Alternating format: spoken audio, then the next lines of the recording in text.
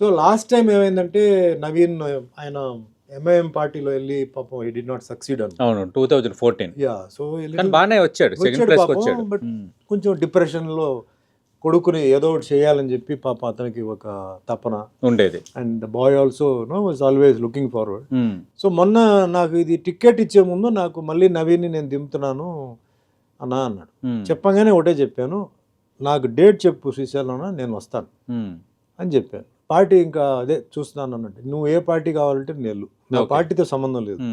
నవీన్ దింపేవంటే ఆయనకు వచ్చి క్యాంపెయిన్ చేయాల్సిన బాధ్యత నాది. ఓకే నేను వస్తున్నాను, నాకు డేట్ మటుకు చెప్పు, ఎందుకంటే ఆల్రెడీ కమిటెడ్ డేట్స్ నేను డిస్టర్బ్ చేయను. ప్రొడ్యూసర్స్ది ఖాళీ గ్యాప్లంతా నేను మీకు పెట్టేస్తాను, నా లాస్ట్ డేట్ వరకు పెట్టేస్తాను అని చెప్పి ఆయన డేట్లు తర్వాత కాంగ్రెస్ అన్నాడు. ఐ సెడ్ గుడ్, సో నేను వస్తానని చెప్పి నేను డేట్లు ఫిక్స్ చేసి వచ్చాను. ఓకే ఇప్పుడు నేను క్యాన్వాస్ చేయడానికి there are many reasons. Okay ఒకటి మెయిన్ శ్రీశైలం కొడుకు నవీన్ చిన్నప్పటి నుంచి చూశాను. నవీన్ మాతో పాటు ఫంక్షన్స్కి వెళ్తున్నప్పుడు వచ్చిన మనిషి నవీన్ అండ్ బ్రదర్ వెంకట్. నేను వాళ్ళ ఇంటికి చాలాసార్లు వెళ్ళున్నాను, తిన్నాను. సో మంచి రిలేషన్షిప్ ఉంది. ఓకే శ్రీశైలం ఇంటి దగ్గర ఏంటంటే ఒక వాతావరణం ఏంటంటే ఎప్పుడు జనాలు ఉంటారు. ఒకటి ఆయన చేసిన సహాయానికి థ్యాంక్స్ చెప్పడానికి, లేదా సమ్ హెల్ప్ అడగడానికి, సమస్య ప్రాబ్లమ్ని క్లియర్ చేయడానికి. యాక్చువల్లీ అప్పట్లో పోలీస్ స్టేషన్లో జనాలు లేరు, అందరు ఇక్కడే ఉండేవారు. ఈయన క్లియర్ చేసి అందరికి సెటిల్మెంట్, అంటే నువ్వు ఇలా చేసుకో నువ్వు ఇలా చేసుకో అని చెప్పి అలా చేసేవారు అనమాట.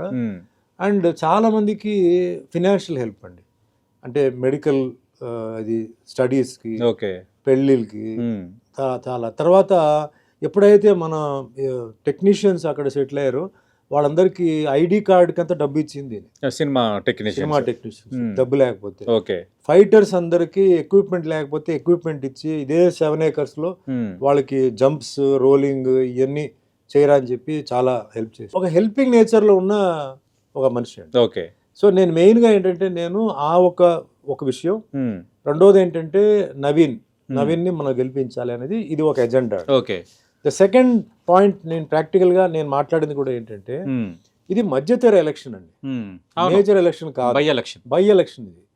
సో ఇంకా 3 years టైం ఉంది. నేను నా స్పీచెస్ అన్నిట్లో నేను క్లారిఫై చేసింది ఏంటంటే చూడండి 3 years ఉంది, ఈ 3 years లో మీకు ఏదైనా పని జరగాలంటే చేయాల్సింది Congress government. Centre cannot help you, opposition party cannot help you. ఇంకా నెక్స్ట్ అంటారా చెప్పలేము, తెలియదు. Congress we may continue or we don't know, చెప్పలేం, ప్రజా తీర్పు ఎలా ఉందో తెలియదు. సో అప్పటి వరకు మీరు వెయిట్ చేస్తారా, వెయిట్ చేయండి. ఓకే కానీ ఇప్పుడు మీకు ఈ 3 years లో మీరు ఎంజాయ్ చేయాలి, మీ కష్టాలు దూరం అవ్వాలి, మీకు రిలీఫ్ రావాలంటే కాంగ్రెస్ గవర్నమెంట్ కావాలి. కాంగ్రెస్ గవర్నమెంట్ కావాలంటే ఏం చేయాలి, అభ్యర్థి మరి కాంగ్రెస్ నవీన్. సో నవీన్ ని మీరు గెలిపించాలి.